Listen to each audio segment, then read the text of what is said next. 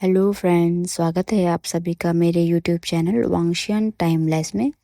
तो आज मैं आपके लिए एक और नया वन शॉट एफएफ लाई हूँ जिसका नाम है the husband I never choose. यह एक वांगशियन फैन फिक्शन है। इट मीन्स लानवांग जी टॉप है और वे वुशन हमारा बॉटम। और यह एक इमोशनल सी स्टोरी होने वाली है। वैसे मुझे इमोशनल स्टोरी सुनाने में ज़्यादा एक्सपर्टाइज नहीं है, या मीन्स ज़्यादा इमोशनल मैं नहीं बना पाती हूँ, बट फिर भी मैं ट्राई करूँगी। उम्मीद करती हूँ आप लोगों को मेरी ये स्टोरी पसंद आएगी। तो कहानी की शुरुआत होती है एक बहुत बड़ी मेंशन को दिखाकर, यानी कि लान मेंशन। और जो लान ग्रुप है वो चाइना की टॉप बिजनेस में नंबर 1 पे आता है। और जो लानवांग जी है वह लान कंपनी का ही सीईओ है। तो हम देखते हैं उस मेंशन में बहुत सारे बड़े बड़े रिपोर्टर्स आए हुए हैं। चारों तरफ लाइट ही लाइट लगी हुई है। ऐसा लगता है मानो किसी की शादी है। तो हाँ फ्रेंड्स, ये और किसी की नहीं, हमारे मेन लीड लानवांग जी की शादी है। वो भी हमारे सेकंड लीड वेवोशान से। लेकिन वो बिल्कुल भी खुश नहीं है, क्योंकि वह किसी और से प्यार करता था, या फिर यूँ कहो उसका एक तरफा प्यार था। वह उसे कभी भी प्रपोज नहीं कर पाया जिससे कि वह प्यार करता था। और फिर एक दिन उसे मीन्स अपने जो ये होते हैं ना बड़े बड़े फैमिलीज के बिजनेस मैरिजेस, उसके दौरान उसे विंग से शादी करनी पड़ रही है। तब आते हैं स्टोरी में। हम देखते हैं कि लानवांग जी पोडियम पे खड़ा हुआ है। उसने ब्लैक कलर का सूट लगाया हुआ है और अंदर से वाइट कलर की शर्ट पहनी है। इसमें कि वह एक एंजल लग रहा है। उसकी सुंदरता के सामने तो शायद एंजल्स भी फीके पड़ जाए, इतनी सुंदरता है उसमें। लेकिन उसके चेहरे में बिल्कुल भाव नहीं है, और ऐसा लगता हो मानो कि उसे ज़बरदस्ती शादी कराया जा रहा है, जो कि सच भी है एक तरह से। उसी वक्त हम देखते हैं कि जियांग यालनी के साथ हमारा प्यारा सा विभूषण पोडियम की तरफ बढ़ रहा है। उसको देख के पता चल रहा है कि वो बहुत घबराया हुआ है, लेकिन फिर भी एक छोटी सी हंसी उसके फेस पे है। सब लोग उसकी हंसी देख पा रहे हैं, परंतु उसी हंसी के पीछे जो एक दर्द है, किसी अनजाने से शादी करने का, अपनों को खोने का, और ऐसे शादी में बंधने का जिसका कि शायद आगे चल के कोई वजूद ही ना हो, यह दर्द कोई भी नहीं देख पा रहा है। फिर यानली वीन को लैनवांग जी के साथ खड़ा कर देती है और फिर खुद वापस पीछे चली जाती है, और जहाँ पे उसका बैठने की जगह है, मीन्स सभी जो भी रिलेटिव्स है उनके लिए एक स्पेसिफिक जगह है, तो वो वहाँ पे जाके बैठ जाती है। तभी प्रीस्ट अनाउंस करते हैं कि शादी स्टार्ट करते हैं बोल के। प्रीस्ट लानवांग जी से पूछता है, मिस्टर लानवांग जी, क्या आप विभूषण को अपने हस्बैंड के रूप में स्वीकार करते हैं? लानवांग जी थोड़ी देर चुप रहता है, फिर अपने हाथ की मुठ्ठियां कस के कहता है, यस आई डू।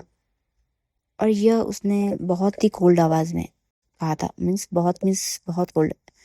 और उसकी आवाज सुनने मात्र से विंग समझ गया था कि लानवांग जी को उससे शादी करने में किसी तरह की कोई दिलचस्पी नहीं है। फिर प्रीस्ट यही क्वेश्चन विंग से पूछता है, मिस्टर विवोशियन, क्या आप लानवांग जी को एज अ हस्बैंड स्वीकार करते हैं? विंग एक स्माइल के साथ कहता है, यस आई डू। तब उनके सामने एक पेपर्स लाए जाते हैं, मीन्स मैरिज के पेपर्स। वो दोनों उसमें साइन करते हैं और फिर रिंग एक्सचेंज करते हैं, और फिर तब प्रेस्ट कहता है कि अब किस करके शादी को लॉक कर ले। लानवांग जी धीरे से विंग विंग के हाथ को पकड़ता है और उसमें एक किस करता है। मीन्स लोगों को दूर से देखने पे ऐसा लगता है कि उसने किस किया है, परंतु वो विंग ही जानता है कि उसने बस किस के नाम पे एक छोटा सा पैक किया है, वो भी उसके फिंगर्स यानी कि उसके जो पाम है उसके उसको टच किए बिना। इसी के साथ एक के बाद एक फोटो क्लिक होने की आवाज़ आती है। चारों तरफ से लाइटें दिखाई देने लगती है। मीन्स जब फोटो खींचते हैं ना, तो जैसे सेलिब्रिटीज़ के फोटो खींचते हैं तो दुनिया भर की लाइट चमकती है, सेम वैसे ही लाइटें चमकती है। लानवांग जी इन सब चीज़ों को इग्नोर करता हुआ विंग से बहुत ही कोल्ड आवाज़ में कहता है, मेरे पीछे आओ। और वह चलने लगता है। विंग यह आवाज़ सुन के एकदम से शिवर कर उठता है, और वह ना चाहते हुए भी कांपते हुए कदमों से लानवांग जी के पीछे पीछे जाने लगता है। लानवांग जी सीधा अपने अंकल के पास जाता है और कहता है, अंकल आपने कहा था शादी करना, तो शादी हो गया है, अब मैं जा रहा हूँ अपने अपार्टमेंट। यह कहकर वह निकल जाता है किसी को बिना देखे। और वह ये तक नहीं सोचता कि विंग की तो आज शादी हुई है, उसे भी तो अपनी फैमिली के साथ मिलना है, या फिर फैमिली ना से ही अपने शीजी यानी के साथ मिलना है। लेकिन वह ऐसे इन चीज़ों की परवाह किए बिना ही वह सीधे निकलते जाता है और आकर अपने में बैठ जाता है और गुस्से भरी नज़रों से विंग को देखता है। विंग भी किसी को बाय किए बिना ही कांपते पैरों से लानवंग जी के कार के पास पहुंचता है। तभी वह देखता है कि पीछे से यानली आशियान करके चिल्लाती हुई आती है और कहती है, आशियान प्लीज़ तुम अपना ध्यान रखना, यानली तुम्हारी शीजिए हमेशा तुम्हें प्यार करेगी। यह कहकर वह विंग को उसका फ़ोन पकड़ाती है और कहती है, इसे हमेशा अपने साथ रखना, कोई भी दिक्कत हो तो अपनी शीजिए को मत भूलना। यह कहकर वह विंग को हग करती है और फिर विंग भी उसे हग बैक करता है। यानली समझ जाती है कि लानवांग जी इस शादी से खुश नहीं है और फिर विंग भी इस शादी से खुश नहीं है, परंतु वह अपने पेरेंट्स के अगेंस्ट नहीं जा सकती, इसलिए वह कुछ नहीं कहती। विंग आंखों में आंसू लिए यानली से अलग होता है और फिर गाड़ी में जाके बैठ जाता है और देखते ही देखते वो गाड़ी चल पड़ती है वहाँ से अपने सफ़र की तरफ। अब हम देखते हैं गाड़ी के अंदर बहुत ही शांत माहौल है। लानवांग जी एक तरफ खिड़की में बाहर की तरफ झांक रहा है, वहीं विंग भी आंखों में आंसू लिए दूसरी तरफ खिड़की से बाहर शहरों को देख रहा है। हम देखते हैं कि बाहर का शहर बहुत ही जगमगा रहा है, वहाँ पे बहुत चहल पहल है, बहुत सारा क्राउड है, लोगों की हंसने खेलने की आवाज़ें आ रही है। लेकिन वहीं दूसरी ओर गाड़ी के अंदर का माहौल बिल्कुल अलग है, एक मायूसी सी है। विंग अपने जियांग महल में बिताए हुए कुछ पल याद करता है, जिसमें ज़्यादातर यादें तो बहुत ही दुख भरी है, क्योंकि उसका जो समय था वो भी जियांग महल में इतना कुछ खास नहीं था, परंतु जियांग यानली के साथ वह बहुत खुश था। जियांग यानली मैडम यू से छुपते छुपाते उसे बहुत प्यार करती थी, उसे अपने भाई यानी कि जियांग चेन से भी ज़्यादा प्यार करती थी, क्योंकि वह जानती थी कि वी विशियन बहुत अच्छा है मन का और वह हमेशा सबका भला चाहता है। वह अपने उन सब पलों को याद करते हुए और आंसू बहाने लगता है। बाहर की ठंडी ठंडी हवा उसके आंसुओं को सुखाती जा रही थी, परंतु जो उसके दिल में जो घाव था, दर्द था, वो उसे हील नहीं कर पा रही थी। और ऐसे ही देखते देखते लगभग 1 घंटे के सफ़र के बाद लानवांग जी की कार एक बहुत बड़े पॉश एरिया के अंदर एंटर करती है और फिर एक बड़े अपार्टमेंट के सामने आके रुकती है। लानवांग जी विंग से कुछ नहीं कहता और सीधे अपने कार से निकल जाता है और फिर वह अपने पीछे आ रही एक और कार, जिससे कि उसके बॉडीगार्ड यानी कि सोंगलान निकलता है, उसे कहता है कि इसे बता देना उसका रूम कहाँ है। यह कहकर वह वहाँ से निकल जाता है। विंग उसको बस देखता ही रह जाता है। थोड़ी देर बाद वह अपने कार का दरवाज़ा खोलता है और फिर वहाँ से बाहर निकलता है। तब तक सोंगलान कार की जो डिक्की होती है वहाँ से विंग का लगेज निकाल चुका होता है। इसमें कि एक छोटा सा लगेज है और एक बैकपैक है। सोंगलान विंग का लगेज पकड़ता है और कहता है, मास्टर मेरे साथ चलिए। यह कहकर वह आगे आगे जाता है। विंग आंसू भरे नज़रों से सामने की तरफ देखता है और फिर धीरे धीरे कांपते हुए पैरों से सोंगलान के पीछे चलने लगता है। विंग के आंसू में आंसू पूरी तरीके से भर गए हैं, जिससे कि अब उसे रास्ता भी बहुत धुंधला सा दिख रहा है, लेकिन फिर भी वह अपने आंसुओं को कंट्रोल करता हुआ सोंगलान के पीछे पीछे चलने लगा है। एक टाइम ऐसा आता है जिस टाइम की विंग की आंखें बहुत ही टीयरी हो जाती है। अब उसे आगे दिखना बिल्कुल बंद हो जाता है और वह सामने ना देख पाने की वजह से सीढ़ियों से गिरने ही वाला होता है। तभी उसको सोंगलान पकड़ लेता है। विंग यह देखकर जल्दी जल्दी अपने आंसू पहुँचता है और फिर सोंगलान से अलग होकर कहता है, मैं ठीक हूँ। फिर सोंगलान और विंग लिफ्ट की तरफ जाते हैं और सीधा जाते हैं 10th फ्लोर पे। 10th फ्लोर से लिफ्ट से वो निकलने के बाद थोड़ी देर चलते हैं, तब सोंगलान उसे एक अपार्टमेंट के सामने उसका लगेज रखता है और कहता है, मास्टर यही है सर का रूम, आप इसी में जाइए और आपको गेस्ट रूम में रहना है। यह कहते हुए सोंगलान थोड़ा हिचकिचाता है। विंग कुछ नहीं कहता, बस सर झुकाए करता है और फिर अपार्टमेंट का दरवाज़ा खोल के अंदर को चला जाता है। सोंगलान थोड़ी देर तक वहीं खड़ा रहता है और फिर वहाँ से चला जाता है। विंग अपार्टमेंट के अंदर देखता है कि यह शायद कोई 4 BHK अपार्टमेंट है। बहुत ही लग्जरियस है। इसमें बहुत से महंगे महंगे सामान उपलब्ध हैं, परंतु एक अजब सी बेचैनी है जो कि दिल को बहुत ही ज़्यादा सिकुड़ रही है। विंग को इस अपार्टमेंट में आके ऐसा लगता है मानो जैसे कि यह बेचैनी उसका गला घोंट रही हो। वह चारों तरफ अपनी नज़र दौड़ाता है, लेकिन उसे लानवांग जी कहीं नहीं दिखता। फिर वह धीरे धीरे आगे बढ़ता है और फिर वह देखता है कि एक रूम के बाहर लिखा होता है गेस्ट रूम। विंग समझ जाता है कि यह उसी का रूम है। फिर वह धीरे से दरवाज़ा खोलता है और फिर उस रूम में चला जाता है। ये रूम ना ज़्यादा बड़ा है और ना ही ज़्यादा छोटा है। उसमें एक सिंपल सा क्वीन साइज बेड लगा हुआ है, साथ में टेबल है, सोफ़ा वगैरह सब है। मीन्स वो हर एक चीज़ है जो कि एक पर्सन को उसकी ज़रूरत के टाइम चाहिए होती है। बस एक कमी है, तो वो है सुकून की, एक खुशी की, जो कि हर एक इंसान के लिए ज़रूरी है। फ्रेंड्स प्लीज़, यदि बीच में बच्चे की आवाज़ आए तो प्लीज़ उसे इग्नोर करना। यह मेरी बेबी की आवाज़ है जो बीच में आवाज़ें निकाल रही है। अब आते हैं स्टोरी पे।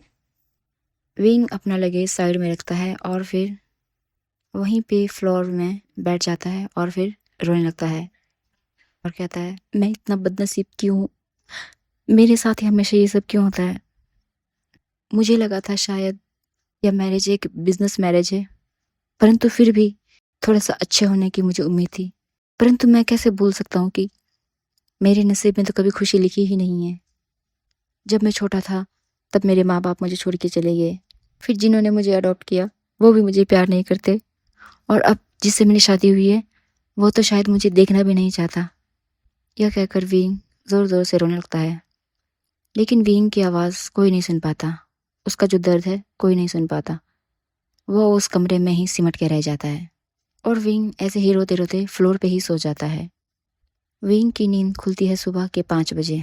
तब वो उठता है और फिर अपना लगेज अलमीरा में सेट करता है और फिर वह फ्रेश होने चला जाता है। नहाते समय भी उसे वही कल रात का ही याद आने लगता है कि कैसे लानवांग जी ने उसे बीच राह में छोड़ दिया और फिर उससे बिना बताए सीधा अपार्टमेंट चला गया और उसने एक बार भी मुड़कर विंग को नहीं देखा।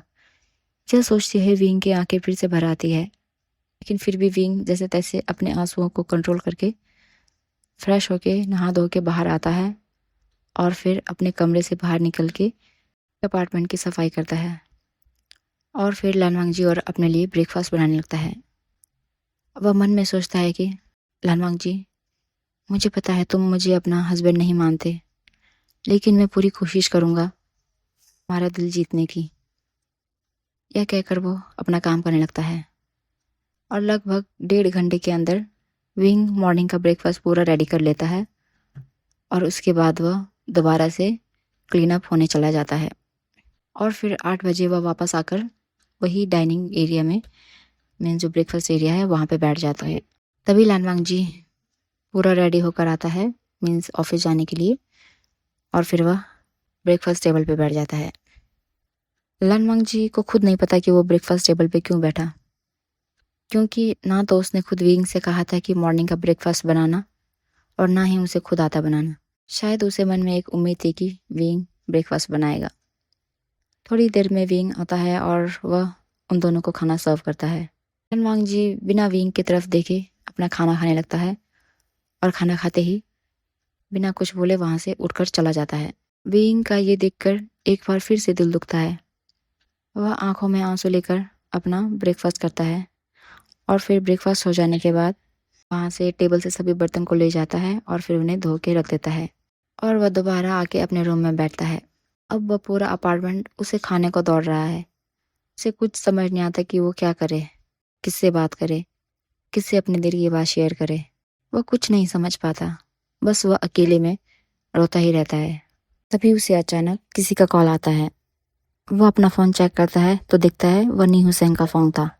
विंग को समझ नहीं आता वो क्या करे, वो फ़ोन उठाए या फिर ऐसे ही रहने दे। और वह कॉल ऐसे देखते देखते कट जाता है। 5 मिनट बाद दोबारा से नी हुसैन विंग को कॉल करता है। इस बार विंग कॉल उठा लेता है और कहता है हेलो। सामने से नी हुसैन करता है हेलो विंग, कैसे हो तुम ठीक हो, वहाँ पे सब ठीक है, ललमान जी तुम्हारे साथ ठीक से पेश आता है। नी हुसैन एक लंबा चौड़ा क्वेश्चन पेपर विंग के सामने रख देता है। विंग कहता है हुसैन मैं ठीक हूँ, तुम कैसे हो। तब नी हुसैन कहता है मेरी छोड़ो, तुम बताओ क्या लालवांग जी भी तुम्हारे साथ वैसे ही पेश आता है जैसे कि बाकी बिजनेस पार्टनर्स। विंग कहता है मैं उस बारे में नहीं बात करना चाहता, तो प्लीज़। हुसैन कहता है ठीक है विंग, और हाँ तुम अपना नेक्स्ट पेंटिंग कब दे रहे हो। विंग कहता है अभी मेरे पास कुछ भी चीज़ नहीं है पेंटिंग बनाने के लिए, लगभग 2-3 दिनों में मैं बाहर जाके सामान ले आऊँगा, उसके बाद स्टार्ट करूँगा अपना काम। ऐसे करके थोड़ी देर बात करता है और उसके बाद वो फ़ोन रख देता है और फिर वह आंखें बंद करके बिस्तर में लेट जाता है और अतीत के पलों को याद करता है। तो हम देखते हैं कि विंग जब छोटा था तो छोटे में ही उसके पेरेंट्स की मृत्यु हो जाती है, जिस कारण से उसे अनाथ आश्रम में रहना पड़ता है। वो लगभग 5 साल का होगा, तभी एक बहुत बड़ी रिच फैमिली उस अनाथ आश्रम में आते हैं और फिर बच्चों को देखते हैं। तो उन्हीं में से एक छोटा लड़का था जिसकी उम्र लगभग होगी 3 साल की। वह विंग को देखकर माँ बाप से कहता है मम्मा मुझे यही गगा चाहिए, यही मेरे साथ खेलेंगे घर पे। और ऐसा करके वह जिद करने लगता है। उसके माँ बाप उसे बहुत समझाते हैं, लेकिन वो बच्चा नहीं मानता और वो रोने लगता है और कहता है रोते रोते कहता है मामा मुझे वही गगा चाहिए, मुझे वही चाहिए। अब उसे शांत कर पाना बहुत मुश्किल होता है, तब वो लोग विंग को मजबूरन अडॉप्ट कर लेते हैं और फिर विंग को अपने घर ले आते हैं। विंग अब जियांग फैमिली में आ चुका है और वह जियांग फैमिली में जियांग चैन का एक खिलौना बन के रह गया है, यानी कि उसे हर चीज़ जियांग चैन के एंटरटेनमेंट के अकॉर्डिंग ही करना पड़ता है। यहाँ पे यानली के अलावा कोई भी ऐसा नहीं था जो उससे पूछे कि उसे यहाँ कैसा लगता है। जैसे जियांग चैन को उसके साथ खेल कर, उसे तरह तरह के कपड़े पहनाकर या फिर उसे अपने एंटरटेनमेंट का सोर्स बनाकर वैसा ही मज़ा आता है जैसे कि जियांग चैन को। विंग अब केवल जियांग फैमिली का एक हाथ का कठपुतली बन चुका है, जिसको कि वह जैसे मर्जी चाहे वैसे घुमा सकते हैं, जो चाहे वैसा करवा सकते हैं। अब विंग को जैसे जैसे वो बड़ा हो रहा है, उसे जियांग चैन के काम के साथ ही उसे घर का सारा काम करना पड़ता है। मैडम यू उसे कुत्तों की तरह का सारा काम कराती है। जियांग फैमियान भी कुछ नहीं कहते, वो भी खुश रहते हैं कि चलो घर में फ्री में काम करने वाला एक नौकर मिल गया है। अब देखते ही देखते जियांग चैन को स्कूल में लगा दिया जाता है और जियांग चैन की जिद के कारण और उसको देखभाल के लिए विंग को भी उसी स्कूल में लगा दिया जाता है। लेकिन वहाँ पे विंग को पढ़ना तो दूर की बात है, उसे हर चीज़ जियांग चैन के लिए करना पड़ता है। स्कूल में भी वह एक स्टूडेंट कम और जियांग चैन का बस नौकर बन के रह गया है। जैसे जैसे करके वो बड़ा हो रहा है, यानी कि अब अडल्ट हो रहा है, उसी तरीके से जियांग चैन अब बहुत ही रूड हो गया उसे। और कॉलेज ख़त्म होते होते जियांग चैन अब विंग से बहुत ही रूड वे में बातें करने लगा है।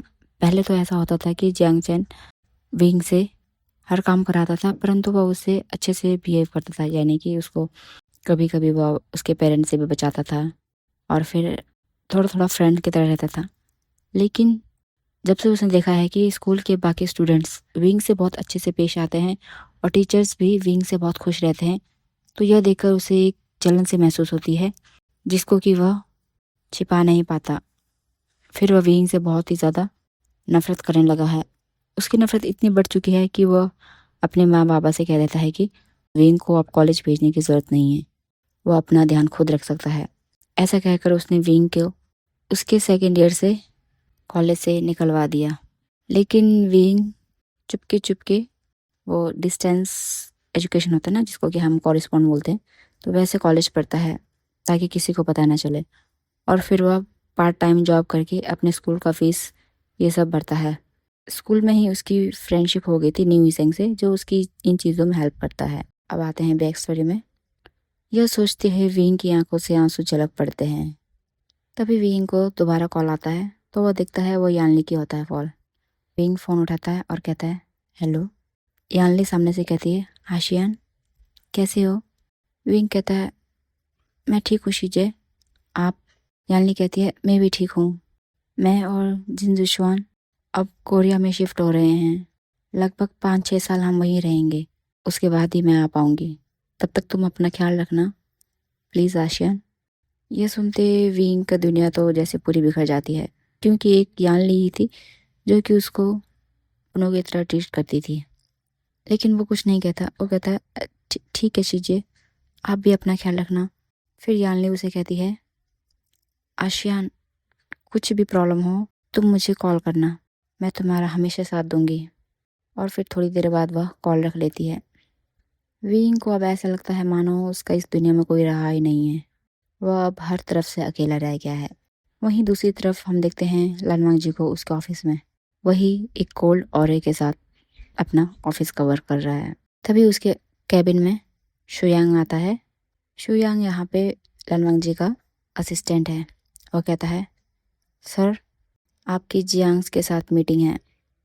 मीन्स शादी के बाद जो मीटिंग होनी थी उसके बारे में। लनवांग जी गुस्से से फाइल पटकता है और कहता है अब इन लोगों को क्या चाहिए। फिर थोड़ी देर ऐसे ही बैठने के बाद कहता है बुलाओ उन्हें। शुयांग जी सर कह के वहाँ से चला जाता है। लगभग 5 मिनट बाद मैडम यू और जियांग फेमियान एंटर करते हैं। लनवांग जी उन्हें ना कोई बो करता है ना कोई रिस्पेक्ट शो करता है। वो कहता है बैठिए। वो दोनों बैठते हैं। तब जियांग फेमियान कहते हैं बेटा हम चाहते हैं। बेटा शब्द सुनते ही लनवांग जी उन्हें घूर के देखता है और कहता है लानवांग जी, मिस्टर लांगवांग जी कहिए। तब जियांग फेमियान कहते हैं हाँ सॉरी सॉरी, हाँ मिस्टर लानवांग जी, हम चाहते हैं कि आप हमारे एक और प्रोजेक्ट में इन्वेस्ट करें। लानवांग जी कहता है वो क्यों। जियांग फेमियान कहते हैं कि शायद तुम्हें याद नहीं, लेकिन जो हमारे बीच में जो कॉन्ट्रैक्ट हुआ था उसमें ये भी मेंशन था कि आप हमारे साथ एक और कॉन्ट्रैक्ट में इन्वेस्ट करेंगे। विंग शुयांग की तरफ देखता है तो शुयांग नोट करके हाँ का इशारा करता है। लानवांग जी कहता है ठीक है आपका काम हो जाएगा, अब आप दोनों जा सकते हैं।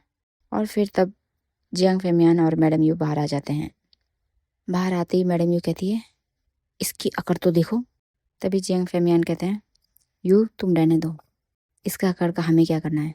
हमारा तो जो काम था वो हो गया है और कुछ ही दिनों में हम ये शहर छोड़ के कहीं और चले जाएंगे। यह कह के वो दोनों हंसते हुए वहाँ से चले जाते हैं। वहीं ऑफिस के अंदर लानवांग जी बहुत गुस्से में है, इतना कि यदि इस समय विंग उसकी नज़र के सामने होता तो वह उसे खुद के हाथों से ही मार देता। तभी शुयांग कहता है सर आज आपकी मीटिंग है। लानवांग जी कहता है किसके साथ। वो बताता है कि कोई फॉरेन इन्वेस्टर है तो उनके साथ। लानवांग जी कहता है ठीक है अरेंज करो मीटिंग, 1 घंटे बाद मुझे बताओ।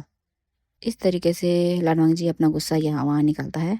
मीन्स कभी वो शुयांग पे डांट लगाता है या फिर कभी एम्प्लॉयज़ कुछ भी प्रोजेक्ट का फाइल या कुछ भी लेके आते तो वो उन्हें डांट के भगा देता है। ऐसे देखते देखते शाम के 5 बज जाते हैं। फिर विंग उठता है और वह जाके किचन में देखता है खाना बनाने के लिए। वह किचन में खाना खुना बनाने के बाद वहीं बैठ जाता है डाइनिंग एरिया में। उसे पता ही नहीं चलता कब वह उसी टेबल पे सर रख के सो गया है।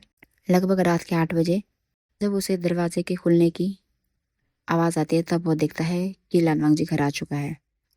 लानवांग जी विंग की तरफ देखे बिना ही सीधा ऊपर अपने कमरे में चला जाता है और फिर वहाँ से फ्रेश होकर घंटे बाद यानी कि 9 बजे नीचे आता है। वो विंग से कुछ नहीं कहता और सीधा टेबल पे बैठ जाता है, मीन्स टेबल के सामने चेयर पे। विंग जल्दी जल्दी उठता है और फिर दोनों को खाना सर्व करता है। लानवांग जी हमेशा की तरह कुछ से कुछ नहीं कहता और अपना खाना खाता है और खाना खाने के बाद जाने ही वाला होता है। तभी विंग कहता है वांग जी। लानवांग जी गुस्से से विंग की तरफ देखता है और कहता है मैं तुम्हारा कोई फ्रेंड या फिर कोई कलीग नहीं हूँ, तुम मुझे मिस्टर लानवांग जी कहोगे समझे। अब बताओ क्या कहना है। विंग कहता है मुझे मार्केट जाना था कल। लालवांग जी एक अजीब सी स्माइल करता है और अपने पॉकेट में से एक ब्लैक कार्ड निकाल के सीधा विंग के मुंह पे फेंकता है और कहता है, ये लो, रख लो इसे और जितना चाहिए यूज़ कर लेना। पर ये हमेशा याद रखना कि तुम मेरे केवल एक ऐसे हस्बैंड हो जिसको मैंने कभी नहीं चाहा, और आने वाले टाइम में भी हम तुम कभी एक नहीं हो सकते। और हाँ, कल ही मैं अपने लॉयर को कह के हमारा 1 साल का कॉन्ट्रैक्ट बनवाऊंगा। जैसे ही 1 साल ख़त्म, हमारा कॉन्ट्रैक्ट भी ख़त्म हो जाएगा शादी का। बाकी तुम अपने मन मर्जी कुछ भी कर सकते हो, किसी के साथ भी घूमना है, फिरना है, किसी के साथ डेट पे जाना है, कुछ भी, मुझे इससे कोई फ़र्क नहीं पड़ता। और मैं भी अपनी लाइफ में क्या करूँ उससे तुम्हें भी कोई फ़र्क नहीं पड़ना चाहिए। और मेरे करीब आने की तो बिल्कुल मत सोचना, क्योंकि मैं तुम जैसों को अच्छे से जानता हूँ। यह कहकर वह अपने कमरे में चला जाता है। विंग अपने आंखों में आंसू लिए वहीं चेयर पे बैठे रहता है और फिर रोने लगता है। लानवंग जी अपने कमरे में आता है और फिर अपने सामान को यहाँ से वहाँ पटकने लगता है। दरअसल लानवंग जी को यहाँ पे ये गलत फहमी हो गई थी कि उसे लगता है कि जो विंग है उसने बस पैसों के लिए इस शादी के लिए हाँ की है। और आज जब उसने मार्केट जाने की बात की तो उसे ऐसा लगा कि विंग उससे पैसे मांगेगा, इसीलिए उसने अपना ब्लैक कार्ड है वो विंग को दिया या फेंका उसके मुंह पे। वो बहुत फ्रस्ट्रेट हो चुका है और फिर फ्रस्ट्रेशन में वो ऐसे ही सो जाता है। वहीं दूसरी तरफ विंग उठता है और अपने घर के सारे काम यानी कि बर्तन वगैरह धो के वह भी अपने रूम चला जाता है। इस स्टोरी में फ्रेंड्स, लानवांग जी जो है विंग को किसी भी तरह से फिजिकल यानी कि शारीरिक रूप से टॉर्चर नहीं करेगा, परंतु वह उसे एक मानसिक तौर पे परेशान करेगा। लेकिन फ्रेंड्स, शारीरिक रूप से जो घाव होते हैं वो तो बढ़ जाते हैं, लेकिन जो मानसिक रूप के घाव होते हैं वो कभी नहीं बढ़ते। उसे भरने में सालों साल लग जाते हैं, या फिर यूँ कहो पूरी ज़िंदगी। हम देखते हैं सुबह हो गई है तो विंग हमेशा की तरह उठता है और फिर ब्रेकफास्ट बनाता है अपने और लानवांग जी के लिए। उसके बाद वह उसे टेबल पे रख देता है। लगभग 1 घंटे बाद यानी कि 8 बजे लानवांग जी आता है, तब विंग दोनों को खाना सर्व करता है। लानवांग जी हमेशा की तरह विंग को बिना देखे और बिना कुछ बोले ही निकल जाता है। विंग उसे जाते हुए एक बार देखता है, फिर वह सभी बर्तनों को उठाकर जाके किचन में रखता है और उन्हें धो के वो भी अपने कमरे में चला जाता है। तभी वह न्यू सेंग को कॉल करता है और कहता है, हैसांग। न्यू सेंग सामने से कहता है, हाँ विंग क्या हुआ? तो विंग कहता है, मैं मॉल जा रहा हूँ, क्या तुम आओगे वहाँ? न्यू सेंग कहता है, हाँ ठीक है वी। तो इस तरह से वी उसे बता देता है कि किस मॉल में आना है और लगभग 10 बजे वो मॉल के लिए निकल पड़ता है। एक और गाड़ी होती है जो कि लानवांग जी ने विंग के लिए रखी होती है, वो नहीं ले जाता, बल्कि वह बाहर से आके एक टैक्सी करता है और टैक्सी से उस मॉल की तरफ चलने लगता है। लगभग आधे घंटे बाद वह उस मॉल में पहुंचता है और वह देखता है कि न्यू सेंग ऑलरेडी वहाँ पे है। वी जाकर न्यू सेंग को गले लगाता है और फिर वो दोनों मॉल के अंदर आते हैं। न्यू सेंग विंग से कुछ नहीं पूछता, क्योंकि उसे उसके फेशियल एक्सप्रेशन से ही पता चल रहा था कि उसकी जो मानसिक स्थिति है इतनी कुछ खास नहीं है। वो दोनों जितने भी ड्राइंग के सामान होते हैं वो सब लेते हैं और तकरीबन 2 घंटे बाद उनका जो ये शॉपिंग वगैरह है वो कंप्लीट होता है। फिर न्यू सेंग कहता है, विंग चलो कुछ खा लेते हैं, लंच टाइम होने वाला है। विंग कहता है और फिर वो लंच करने चले जाते हैं। आधे घंटे बाद उनका लंच हो जाता है। फिर वी कहता है, होइसांग मैं चलता हूँ, कह के वह होइसांग के गले लगता है और फिर वहाँ से टैक्सी लेके अपने अपार्टमेंट में वापस आ जाता है। होइसांग को विंग के लिए बहुत बुरा लगता है, परंतु वह कुछ नहीं कर पाता। फिर वह भी अपने घर चला जाता है। विंग अपने घर में आता है और वह आज थोड़ा सा खुश होता है, मीन क्योंकि आज उसने जो भी सामान वगैरह लाया था तो इसलिए वह थोड़ा सा खुश होता है। वह उन सभी सामानों को अपने रूम में अच्छे से रखता है और फिर बिना समय गवाए अपना जो भी ड्राइंग है वो स्टार्ट कर देता है। दरअसल विंग जितने भी पेंटिंग्स बनाता है फ्रेंड्स, वो इन्हीं विंग के थ्रू उसको सेल करता है और सेल करने के बाद जितने भी पैसे आते हैं न्यू सेंग उसको डायरेक्ट विंग के अकाउंट में भेज देता है। किसी को नहीं पता, परंतु विंग एक बहुत ही जाना माना आर्टिस्ट है जिसके नाम से वो फेमस है, परंतु यह किसी को भी नहीं पता इसके बारे में। विंग ने अपने पेंटिंग से काफ़ी अच्छी सेविंग कर ली है, जब तक वह जियांग्स के घर में रहा था उसने अपने काम के लिए कभी भी जियांग से एक फूटी कौड़ी तक नहीं ली। और अभी भी वह लानवांगजी के साथ है तो उसने लानवांगजी का वो ब्लैक कार्ड तो लिया, परंतु उसने उसका 1 रुपया भी खर्च नहीं किया और फिर वह अपने काम में लग जाता है। वहीं दूसरी तरफ लानवांगजी ऑफिस में बहुत गुस्से में है। ऐसा लगता है मानो उसका जो गुस्सा है वो दिन प्रतिदिन बढ़ता ही जा रहा है। शुयांग बेचारा बहुत ही डरा डरा रहता है लानवांगजी के गुस्से के कारण। लानवांगजी मन में सोचता है, विंग, तुम जितने दिखते शरीफ हो उतने शरीफ नहीं हो तुम। आखिरकार तुम भी एक गोल्ड डिगर निकले। यह कहकर वह एक अजीब सी स्माइल करता है। फिर वह अपने जो एक्स बॉयफ्रेंड तो नहीं कह सकते, मीन्स जो एक्स उसका वन साइड लवर था यानी कि मो शुआन, उसको याद करता है। फिर वो शुयांग से पूछता है, शुयांग, शुआन का लास्ट डेट कब है यहाँ पे? तो शुयांग कहता है, सर अभी नहीं, 3 महीने बाद। वो कहता है ठीक है। ऐसे ही देखते देखते विंग और लानवांगजी की शादी को लगभग 1 महीने हो जाते हैं और हमेशा की तरह विंग सुबह उठकर ब्रेकफास्ट बनाता है और लानवांगजी के लिए वेट करता है। लानवांगजी आता है, अपना ब्रेकफास्ट करने के बाद वो जाने वाला होता है, तभी वो कहता है, आज रात को ऑफिस मीटिंग है तो रात को 8 बजे तैयार रहना। यह कह के वह निकल जाता है। विंग को मन में एक उम्मीद सी लगती है कि शायद क्या पता कुछ अच्छा हो सकता है। तब वह जल्दी जल्दी उठता है। सभी घर का सारा काम करने के बाद वह सीधे मॉल चले जाता है और मॉल में एक सुंदर सा 4 पीस सूट खरीद के लाता है और फिर बहुत ही प्यार से अपना जो भी ड्राइंग का काम है वो करने लगता है। तकरीबन शाम के 6 बजे विंग उठता है और फिर अपना रेडी होना स्टार्ट करता है। 7 बजे के आसपास वो रेडी हो जाता है और फिर वेट करने लगता है लानवांगजी का। 8 बजे के आसपास में दरवाजे पे नॉक होता है। विंग दरवाज़ा खोलता है तो दिखता है कि वहाँ पे सोंगलान है। वह कहता है, मास्टर, सर ने आपको लाने के लिए भेजा है। विंग एक बार फिर निराश हो जाता है और फिर धीरे धीरे कदमों से सोंगलान के साथ गाड़ी में बैठकर वह ऑफिस के पार्टी में आने लगता है। ऑफिस में पहुंचने पे उसे पता चलता है कि लानवांगजी एंट्रेंस में ही उसी का वेट कर रहा है, जिसके चेहरे पे एक हल्की सी स्माइल है। विंग तो एक पल के लिए उस स्माइल में खो जाता है और तभी लानवांगजी सामने से चलकर आता है और विंग के लिए दरवाज़ा खोलता है और फिर विंग को हाथ देता है निकालने के लिए। विंग उसका हाथ थाम कर गाड़ी से बाहर आता है। तब लानवांगजी उसे धीरे से धीरे अपने साथ ले जाता है। विंग को ये सब एक सपना जैसा लग रहा था। वह सपना शायद जो कभी उसका पूरा नहीं हो सकता। वह देखता है कि लानवांगजी मीडिया के सामने और बाकी लोगों के सामने कितना अच्छा बिहेव कर रहा है, just like a perfect husband, जो कि सबको चाहिए होता है। और सभी लोग उन्हीं दोनों की बातें कर रहे होते हैं। कोई कह रहा था, वाओ कितने हैंडसम हैं दोनों। कोई कहता है, वाओ सो ब्यूटीफुल कपल। इस तरीके से कॉम्प्लीमेंट्स उन दोनों को मिल रहे होते हैं। पूरी मीडिया उनके पिक्चर्स क्लिक कर रहे होते हैं। देखते देखते वो दोनों अंदर हॉल में पहुंच जाते हैं। फिर लैन किरन अनाउंस करता है कि आज जो हमारी कंपनी है उसको पूरे चाइना में 10 ईयर्स हो चुके हैं। अमेरिका से यहाँ शिफ्ट हुए हैं, तो इसी खुशी में पार्टी है। प्लीज़ आप सब भी इसका हिस्सा बनिए और हमारी पार्टी को और ज़्यादा शानदार बनाइए। इस तरीके से फिर इनकी जो पार्टी है वो स्टार्ट हो जाती है, जिसमें बेचारा विंग अब बहुत अकेला महसूस करता है, क्योंकि लानवांगजी ने उसे स्टार्टिंग में थोड़ा टाइम तो अपने जितने भी बिजनेस पार्टनर्स का हो या फिर बड़े बड़े एम्प्लॉय जिनसे भी मिलाना था, बिजनेस के ऑनर्स, उनसे मिला लेता है।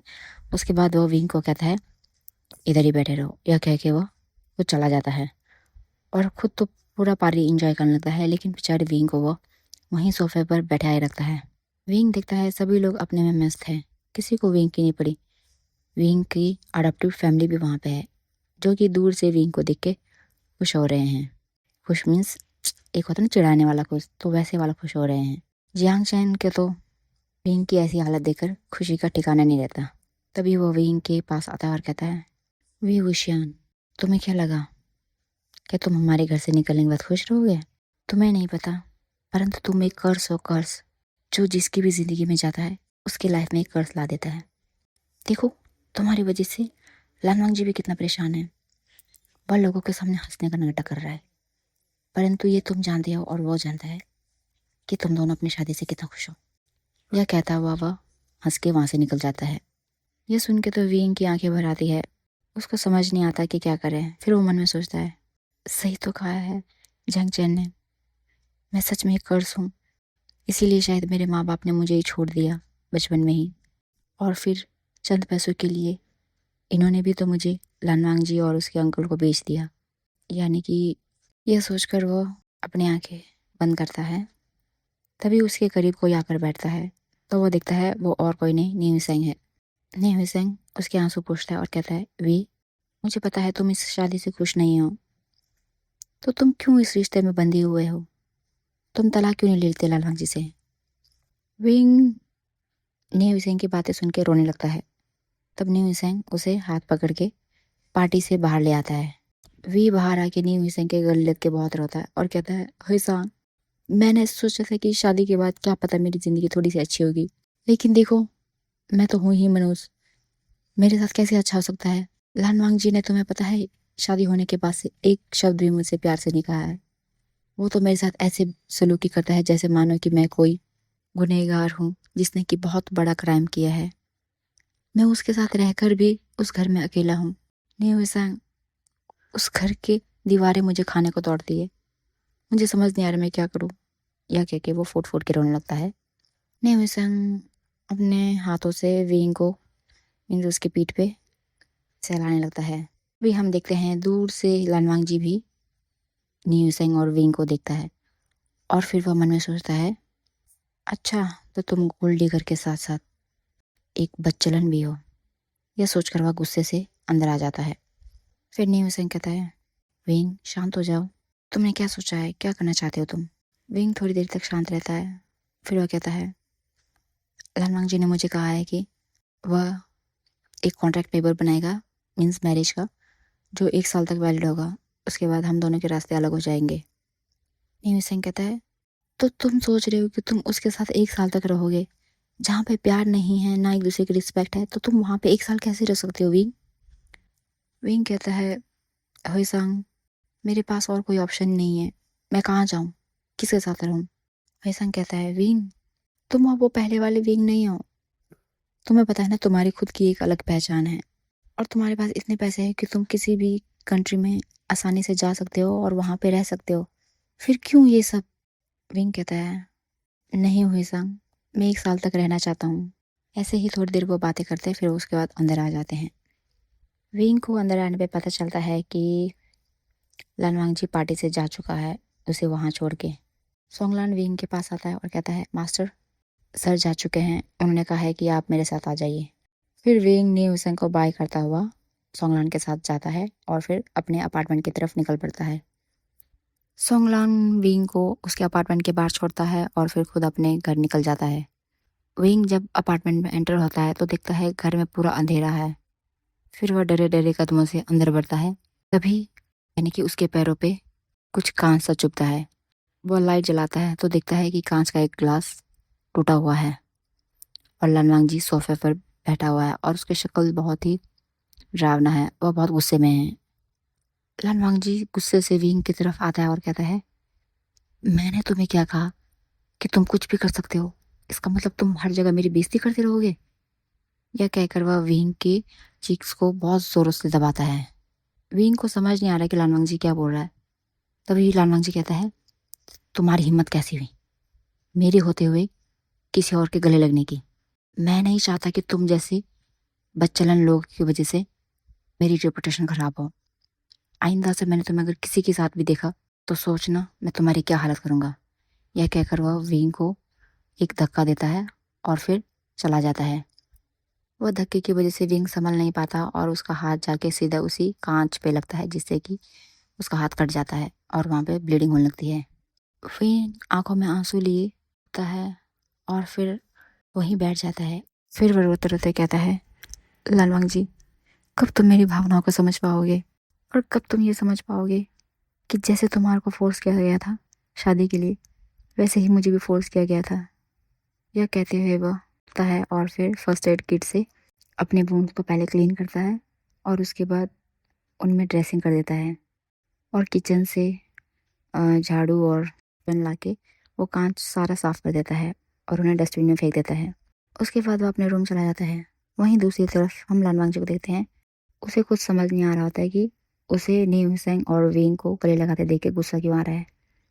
फिर वो खुद से ही सोचता है, मुझे उस विंग को, उस आदमी को गले लगाते देख के गुस्सा क्यों आ रहा है?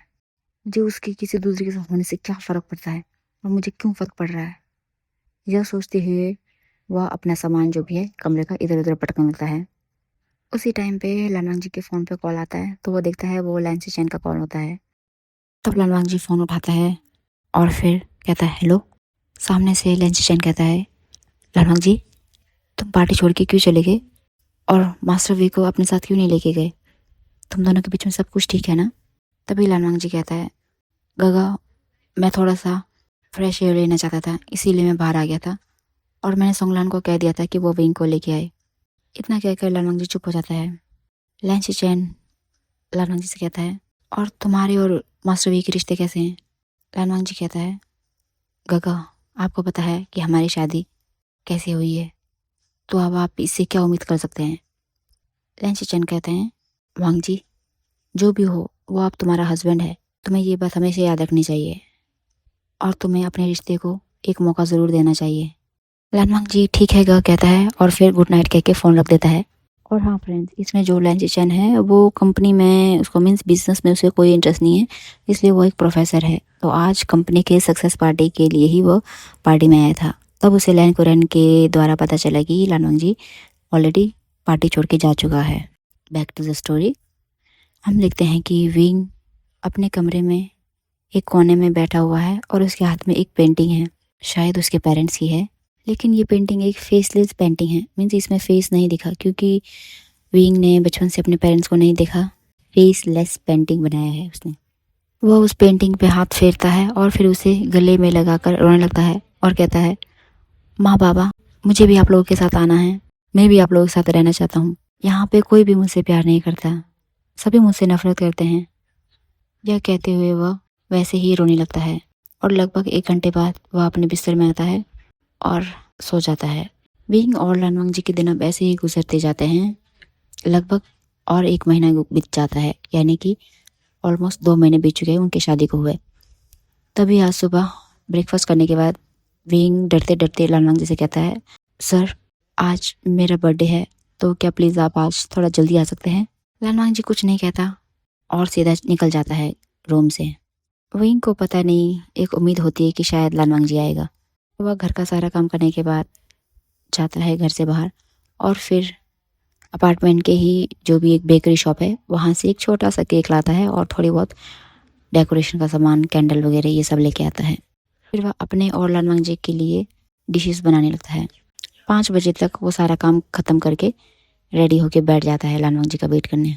वहीं दूसरी तरफ हम देखते हैं कि ऑफिस में भी कोई पार्टी है। शायद मौशानु ने आज ऑफिस में पार्टी दे रहा है क्योंकि आज से 1 महीने बाद वो यहाँ से ऑफिस छोड़ के जा रहा है, तो उसने अपने ऑफिस वालों के लिए पार्टी थ्रो करी है। इस चक्कर में लानवांग जी भूल जाता है कि उसे आज घर जल्दी जाना था।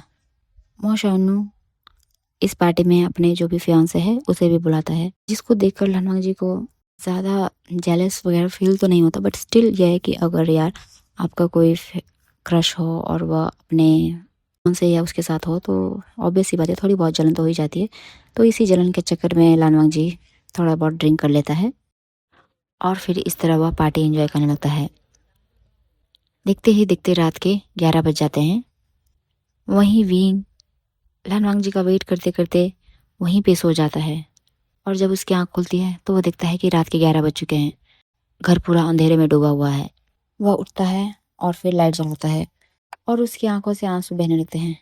फिर विंग एक पेंसफुल सी स्माइल करता है और खुद से ही कहता है विंग, तूने कैसे सोच लिया कि वो तेरे बर्थडे को इतनी इंपॉर्टेंस देगा और वहाँ पे आएगा? क्या तू अपनी औकात भूल गया इस कमरे में, इस घर में और लानवांग जी की लाइफ में? उसके लिए तो कुछ नहीं है, उसके लिए तो बस एक बोझ है जो कि उसके अंकल ने उस पर डाल दिया है। यह कहते हुए वह अपनी आंखों से आंसू पोंछता है। अब लगभग रात के 11:30 हो चुके हैं। वह उठता है, टेबल पे जाके खोलता है और उसमें एक कैंडल रख देता है और फिर उस केक में एक हैप्पी बर्थडे विंग वाला एक टैग या कुछ होता है ना, वो फिक्स कर देता है। फिर वह किचन से माचिस लाता है और फिर कैंडल जलाता है और खुद ही अकेले गाता है happy birthday to you Wing, happy birthday to you Wing, happy birthday to you Wing. और फिर आंसू के साथ उस केक को हवा से फूंक मार के बुझा देता है और एक नाइफ से केक काटता है और फिर एक टुकड़ा, छोटा सा टुकड़ा खुद को ही खिलाता है। फिर वह उस केक को साइड में रखता है और उसने जो खाना बनाया था वह एक प्लेट में निकालता है और फिर उसे धीरे धीरे आंसू आंखों में लिए खाने लगता है। आज तो उसके आंसू रुकने का नाम ही नहीं ले रहे। थोड़ा सा खाने के बाद विंग अब खाना नहीं खा पाता, तब वह उठता है और फिर किचन से 2 बड़े टिफ़िन लाता है और वही खाने को और केक को निकाल के उन दोनों में पैक करता है। तब वह अपने नंबर से कहीं पे कॉल लगाता है। लगभग 10 मिनट बाद उसके अपार्टमेंट के बाहर बेल बजता है। वह दरवाज़ा खोलता है तो दिखता है वहाँ पे 2 छोटे छोटे लड़के होते हैं जिनकी उम्र लगभग 14 साल की है। वो विंग को आशियान गगा करके हग करते हैं। विंग भी उन्हें हग बैक करता है। फिर विंग उन दोनों को अंदर लाता है तो वो कहते हैं, हाँ गगा आपका घर तो बहुत बड़ा है। फिर विंग उन दोनों को वो टिफ़िन देता है और कहता है इसे ले जाना और सब खाना, ठीक है करके। फिर वो उन दोनों को बाहर छोड़ के आता है और घर में आके दोबारा से वही अंधेरे में बैठ जाता है। और जो बाकी जितने भी वो सजावट के सामान लाया था और केक को हम जिसके ऊपर रखते हैं ना, अब मुझे नहीं पता उसको क्या बोलते हैं, स्टैंड या जो भी है, उसको भी वो डस्टबिन में फेंक देता है और फिर अपने कमरे में चला जाता है। आज वो बहुत उदास है, इतना इतना कि शायद कभी वो अपनी लाइफ में नहीं हुआ था। उसे आज लानवांग जी से ज़्यादा खुद पे गुस्सा आ रहा है। कैसे वह लानवांग जी से कोई उम्मीद रख सकता है? ऐसे रिश्ते से कैसे उम्मीद रख सकता है जिसका कोई वजूद ही ना हो? और रिश्ता जो शर्तों पे बना हो, उस रिश्ते से कैसी उम्मीदें? विंग को आज बिल्कुल भी नींद नहीं आती, तो वह गैलरी में आ जाता है और फिर वहाँ पे खड़े होके पूरे शहर को देखने लगता है। पूरे शहर में एक खामोशी है, लेकिन वह उस खामोशी के सामने बिल्कुल छोटी है जो कि उसके दिल में है। आधे घंटे तक बाहर रहने के बाद विंग दोबारा से अपने कमरे में आ जाता है और फिर अपने बिस्तर में आके लेट जाता है। वहीं दूसरी तरफ हम देखते हैं कि लानवांग जी बहुत नशे में हैं। सोंगलान उसको जैसे तैसे करके अपार्टमेंट में लाता है और अपार्टमेंट का दरवाज़ा खोल वह उसको उसके रूम में बेड में सुलाता है और फिर उसके शूज़ वगैरह खोल के उसे कंफर्टेबल लेटा के अपने रूम वापस चला जाता है। विंग ने लानवांग जी के आने की आहट तो सुनी थी, लेकिन वह फिर भी आंखें बंद करे ऐसे ही लेटे रहता है। उसकी आंखों से अभी भी आंसू बहे जा रहे हैं। ये सीन यही कट होके अब हम देखते हैं सुबह का 5 बज चुके हैं। विंग अभी भी जागा हुआ है। वह उठता है और फिर फ्रेश होके किचन में चला जाता है, खाना बनाता है। फिर ब्रेकफास्ट टेबल पे खाना लगा के खुद अपने कमरे में आ जाता है और वह एक स्टिकी नोट लेता है और उसको जाके जहाँ पे लानवांग जी बैठा है उसके टेबल पे उसे चिपका के वापस अंदर आ जाता है। लगभग 8 बजे लानवांग जी रेडी होकर आता है तो वो देखता है कि वहाँ पे एक स्टिकी नोट्स लगा हुआ है जहाँ पे वो बैठता है, जिसमें लिखा होता है, मिस्टर लानवांग जी आप अपने लिए खाना डाल के खा लेना, मेरी तबीयत थोड़ी ख़राब है। लानवांग जी कुछ नहीं रिएक्ट करता और वह अपने लिए खाना डाल के खाता है और फिर ऑफिस निकल जाता है। विंग अपने रूम में ऐसे ही बैठा रहता है।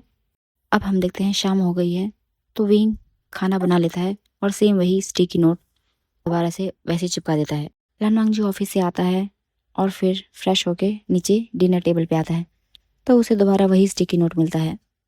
उसमें भी वही लिखा था, मिस्टर लान खाना खा लेना, मेरी तबीयत ख़राब है। वह कुछ माइंड नहीं करता, खाना खाता है। उसके बाद प्लेट भी वह खुद ही किचन में रख देता है। तभी उसका ध्यान डस्टबिन में जाता है जिससे कि डेकोरेशन के कुछ सामान बाहर निकल रहे थे। वो जाता है उसके करीब और फिर उसे अंदर डालने लगता है। तभी उसकी नज़र पड़ती है केक की उसी स्टैंड पे जिसमें केक के निशान होता है और उसमें एक चिट्ठा होता है जिसमें लिखा था हैप्पी बर्थडे विंग। यह देखकर उसे याद आता है कि पिछले कल विंग ने उसे जल्दी आने के लिए कहा था। उसके मन में उसे हल्का सा पेन महसूस होता है और वह एक मन सोचता है कि वह विंग को जाके सॉरी बोले, लेकिन फिर वह दूसरे मन सोचता है एक बर्थडे ही तो था, इसमें कौन सी बड़ी बात है। यह कहकर वह अपने ऑफिस के लिए निकल जाता है। अब विंग ऐसे ही लानवांग जी को इग्नोर करने लगता है। मीन्स अब उसने लानवांग जी से किसी भी तरह की उम्मीद रखनी बंद कर दी थी। लानवांग जी भी नोटिस करता है कि विंग अब उससे दूरियां बना रहा है तो वो भी उससे कुछ नहीं कहता। ऐसे करते करते 3 महीने बीत जाते हैं और मोशानो के फेयरवेल का दिन आ जाता है ऑफिस में। उस दिन भी लान वांगजी हमेशा की तरह बहुत गुस्से में होता है और फिर पार्टी के दौरान वह कुछ ज़्यादा ही ड्रिंक कर लेता है। विंग देखता है कि जब 10 बजे तक लान वांगजी ऑफिस से नहीं आया तो वो समझ जाता है कि शायद आज भी कोई पार्टी होगी। वो अपना खाना खा के अपने बिस्तर में आके लेट जाता है। लगभग 12 बजे सोंगलान दोबारा से लानवांग जी को उसके रूम में छोड़ता है और फिर खुद अपने अपार्टमेंट चला जाता है। लानवांग जी को मोशानो के उसके फियोंसे के साथ देखकर बहुत गुस्सा आता है। नशे की हालत में तो उसका गुस्सा बहुत ज़्यादा बढ़ जाता है। उसे समझ नहीं आता वो क्या करे, तो वो सीधे विंग के रूम में चला जाता है।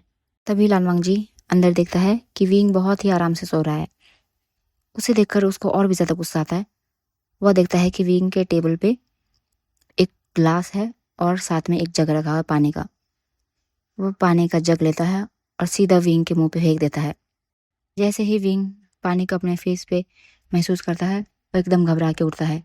तो देखता है कि लानवांग जी नशे में उसे बहुत घूर रहा है। लानवांग जी सीधा जाता है और विंग के बालों से उसे पकड़ता है और कहता है, मेरी जिंदगी बर्बाद करके तुम आराम से कैसे सो सकते हो। यह कह के वह विंग के बालों को खींचने लगता है। विंग दर्द से कराता है और कहता है, लानवांग जी प्लीज प्लीज मेरे बाल को छोड़ दो। लेकिन लानवांग जी का जैसे गुस्सा मानो शांति नहीं होता। वह विंग से कहता है, तुमने पैसों के लिए मुझसे शादी की ना, तो रुको बताता हूँ शादी में क्या होता है। यह कहकर वह विंग को जबरदस्ती बेड पे दोबारा लिटाता है और फिर उसके ऊपर आ जाता है। वह एक हाथों से विंग के दोनों हाथों को पकड़े रखता है और फिर हाथों से उसके कपड़े फाड़ने लगता है। विंग वांग जी से कह रहा था, वांग जी प्लीज प्लीज मुझे छोड़ दो, प्लीज मुझे छोड़ दो। लेकिन ऐसा लगता हो मानो वांग जी को विंग की बातों का कोई असर नहीं हो रहा हो। वह देखते ही देखते विंग को उनके ऊपर का जो शर्ट है वो पूरा फाड़ देता है और फिर उसके ट्राउजर खोलने लगता है। विंग को इतना गुस्सा आता है, वह जैसे तैसे अपने दोनों हाथों को छुड़ाकर लानवांग जी को एक जोर का धक्का देता है, जिससे कि लानवांग जी सीधा फ्लोर पे जाके गिरता है। फिर वो कहता है लानवांग जी से, प्लीज मुझे माफ कर दो, मैं ये नहीं करना चाहता था, लेकिन तुम ही मेरे साथ जबरदस्ती कर रहे हो, प्लीज लानवांग जी। लानवांग जी को ये देख के बहुत ही ज्यादा गुस्सा आता है। वह आता है और फिर एक थप्पड़ विंग के फेस पे मारता है। विंग का पूरा चेहरा लाल हो जाता है और फिर उसकी आंखों से आंसू की बूंदें टपकने लगती है। तभी लालवांग जी विंग की आंखों में आंसू दिखता है। उसे अचानक उसके दिल में बहुत दर्द होता है और फिर वो अपने होश में आता है। विंग के आंसू देख के उसके जो नशा है वो भी थोड़ा कम हो जाता है। फिर वो वहां से बिना कुछ कहे विंग के कमरे से निकल जाता है और फिर अपने कमरे में आके दरवाजा बंद करता है और कहता है, ये मैंने क्या किया, मैंने क्यों से थप्पड़ मारा। यह कह के वो बड़बड़ाने लगता है। इस समय जो लानवांग जी के जो फीलिंग्स हैं वो पूरी तरह मिक्स हो चुके होते हैं। एक तरफ उसे मोशानो का उसके फियांसे के साथ देख के गुस्सा आ रहा था, वहीं दूसरी तरफ उसे विंग और नेहुई सेंग का वो हक करना भी याद आ रहा था, जिसकी वजह से वो आउट ऑफ कंट्रोल हो गया था। तभी वो याद करता है कि कैसे उसके थप्पड़ मारने पे विंग की आंखों से आंसू निकल रहे थे। इसे याद करते हुए उसे अपने दिल में फिर से वही शार्प पेन में महसूस होता है जैसा कि उसने पहले महसूस किया था। जल्दी से वॉशरूम चला जाता है और शावर ऑन करके नहाने लगता है। वो मन में सोचता है, उसकी आंखों में आंसू देखकर मेरे दिल में अजीब सा दर्द क्यों हो रहा है, और आज मोशानो को उसके फियांसे के साथ देखकर मुझे वही दोबारा विंग का उस लड़के के साथ रहना क्यों याद आ रहा है, विंग का उसको दोबारा से हक करना क्यों याद आ रहा है। मुझे कुछ समझ नहीं आ रहा मेरे साथ क्या हो रहा है। वहीं दूसरी तरफ विंग आज पूरी तरह टूट चुका है। उसे अपने रिश्ते में जो थोड़ी बहुत उम्मीद बची थी, लगता हो मानो लानवांग जी के थप्पड़ ने वो उम्मीद भी तोड़ दी हो। विंग उठता है और अलमीरा से वही अपनी पेंटिंग निकालता है जिसमें कि उसने अपने पेरेंट्स को ड्रॉ किया होता है। उसे सीने से लगाकर वहीं बैठे बैठे वो रोने लगता है और विंग को पता नहीं चलता कि कब वह अपने पेरेंट्स की पेंटिंग को हक करके वहीं सो जाता है। वहीं दूसरी तरफ लानवांग जी भी शराब के नशे के कारण वैसे ही सो जाता है। सुबह के 5 बजे विंग की नींद खुलती है तो उसे अपने शरीर में बहुत दर्द होता है। तो वह देखता है कि वह फ्लोर पे ही सोया हुआ है और उसी के पास उसके पेरेंट्स की पेंटिंग पड़ी हुई है। वह उठता है और फिर वॉशरूम चला जाता है। वहाँ पर जाके वह फेस वॉश कर रहा होता है, तभी उसका ध्यान मिरर में जाता है तो उसके फेस में लिप्स के पास में एक कट लगा होता है, जिसे देख के उसे रात का सब याद आ जाता है। तब वह खुद से कहता है, विंग तू अब इस शादी से क्या उम्मीद लगा रहा है, क्यों क्यों इतना सब कुछ सह रहा है तू। तुझे लगता है क्या लानवांग जी कभी तुझे समझेगा या फिर तुझे एक उसके हस्बैंड का दर्जा देगा? वो आंखें बंद करता है तो उसे वही रात का सीन याद आता है कि कैसे लानवांग जी ने उसको सोते हुए उस पर पानी फेंका और फिर उसे थप्पड़ मारा। विंग मन से तो बहुत दुखी है, परंतु अब उसके आंसू नहीं निकल रहे। ऐसा लगता है मानो उसके आंसू भी सूख चुके हो। उसका दिल अब पूरी तरीके से खाली हो चुका है और ऐसा लगता है मानो उसकी लाइफ में अब कुछ बचा ही ना हो। फिर वह फ्रेश होता है और फिर बाहर आ जाता है। बाहर आके वही से ब्रेकफास्ट बनाता है और फिर लानवांग जी के लिए स्टिकी नोट लिख के रख देता है और खुद अपने कमरे में आ जाता है। वहीं हम देखते हैं सुबह के 7 बजे जब लानवांग जी उठता है तो उसे अपने सर में बहुत ज़ोर का दर्द होता है। शराब के नशे के कारण शायद वो रात का सब कुछ भूल जाता है। फिर वो फ्रेश होता है और फिर फ्रेश होके ऑफिस जाने के लिए रेडी हो जाता है। रेडी होने के बाद वह ब्रेकफास्ट टेबल पे आता है तो वहाँ पे उसे आज दोबारा स्टिकी नोट दिखता है जिसमें लिखा था, तुम ब्रेकफास्ट कर लेना, मैं बाद में कर लूँगा। लानवांग जी नोट्स पढ़ता है और फिर उसे वहाँ से फेंक देता है। लानवांग जी खाना खा रहा होता है, मीन्स ब्रेकफास्ट कर रहा होता है, तभी उसे उसके फ़ोन में कॉल आता है। तो वो देखता है कि वो और कोई नहीं, लैन कुरैन का कॉल है। तो वो रिसीव करता है तो सामने से लैन कुरैन कहते हैं, लानवांग जी तुम विंग को लेकर यहाँ पे कब आ रहे हो? शादी होके तुम्हारे 3-4 महीने निकल चुके हैं, लेकिन तुम एक बार भी विंग को लेकर घर पे नहीं आए। तभी लानवांग जी कहता है, शिफू आपको पता है कि मेरी शादी एक बिजनेस शादी थी, वरना मुझे कोई शौक नहीं है विंग से शादी करने का और ना ही मुझे कोई इच्छा थी। आपने ही मुझसे बिजनेस के कारण ये ज़बरदस्ती शादी कराई थी, तो आप मुझसे कुछ भी उम्मीद मत रखना कि मैं विंग से एक हस्बैंड की तरह पेश आऊँगा या फिर उसे अपना हस्बैंड मानूंगा। यह कहकर वो फ़ोन कट कर देता है और फिर अपना ब्रेकफास्ट फिनिश करके ऑफिस के लिए निकल जाता है। लेकिन वो ये देखता नहीं कि विंग भी उस टाइम अपने कमरे से बाहर आ रहा था, तब वो ये बात सुन लेता है। विंग अपने कमरे में अंदर आता है और फिर खुद से ही कहता है, सही तो कहा लानवांग जी ने, हमारी शादी तो वैसे भी एक बिजनेस की शादी थी, तो वो मुझसे क्यों प्यार करेगा, क्यों हमारे रिश्ते को एक नाम देगा और क्यों मुझे एज अ हस्बैंड एक्सेप्ट करेगा। मैं ही पागल था जो स्टार्टिंग से अभी तक एक उम्मीद लेके बैठा था। ऐसा कहते हुए उसकी आंखों से दोबारा आंसू निकलने लगते हैं जो शायद कहीं खो गए थे। विंग थोड़ी देर ऐसे ही रोता है और फिर लगभग आधे घंटे बाद वो अपना लैपटॉप खोलता है और फिर शायद एक फॉर्म सा भरता है। शायद ये कोई इंटर्नशिप यानी कि आर्ट के इंटर्नशिप प्रोग्राम का है जो कि जर्मनी में है। पूरा फॉर्म फिल हो जाने पे विंग असमंजस में पड़ जाता है। वो सोचता है क्या करूं, इसे एक्सेप्ट करूं या फिर कैंसिल। कुछ देर बाद सोचने के बाद वह उसे एक्सेप्ट करके मेल सेंड कर देता है और फिर वह दोबारा जाता है वॉशरूम में और फिर वहाँ पे अपना फेस वॉश करने लगता है और फिर खुद से ही कहता है, विंग बहुत हो गया, तूने अब लोगों के लिए बहुत कुछ कर लिया, अब तेरी बारी है खुद को जानने की, खुद को समझने की और कुछ खुद के लिए करने की। अब तुझे अपनी लाइफ औरों के लिए नहीं, अपने लिए जीनी है। यह कहकर वह एक डीप ब्रीथ लेता है और फिर कमरे से बाहर आ जाता है। उसके बाद वह नी हुसैन को कॉल लगाता है। नी हुसैन कॉल रिसीव करता है तो विंग कहता है, नी क्या तुम मुझे पार्क में मिल सकते हो 1 घंटे बाद? नी हुसैन कहता है, हाँ वी क्यों नहीं। फिर इस तरीके से 1 घंटे बाद विंग अपने अपार्टमेंट से निकलता है और फिर पार्क में चला जाता है और कुछ ही देर में नी हुसैन भी वहाँ आ जाता है। वो दोनों एक बेंच में बैठते हैं। फिर नी हुसैन विंग से पूछता है, हाँ विंग क्या हुआ, क्या कोई प्रॉब्लम है? तब विंग एक टूटी सी हंसी हंसता है और कहता है, नहीं मुझे पता नहीं मैं तुमसे कैसे कहूँ ये डिसीज़न मैंने सही लिया या फिर गलत, लेकिन मैंने एक बहुत बड़ा डिसीज़न लिया है। मैं अब यहाँ से दूर जाना चाहता हूँ, बहुत दूर, जहाँ पे कि मुझे कोई ना ढूंढ सके और जहाँ पे कि मैं अपनी यादों को भुला सकूँ। नहीं हुसैन, मैंने जर्मनी के लिए आर्ट में इंटर्नशिप के प्रोग्राम के लिए फॉर्म भरा है और मुझे लगता है शायद 1-2 दिन में उसका रिजल्ट भी आ जाएगा।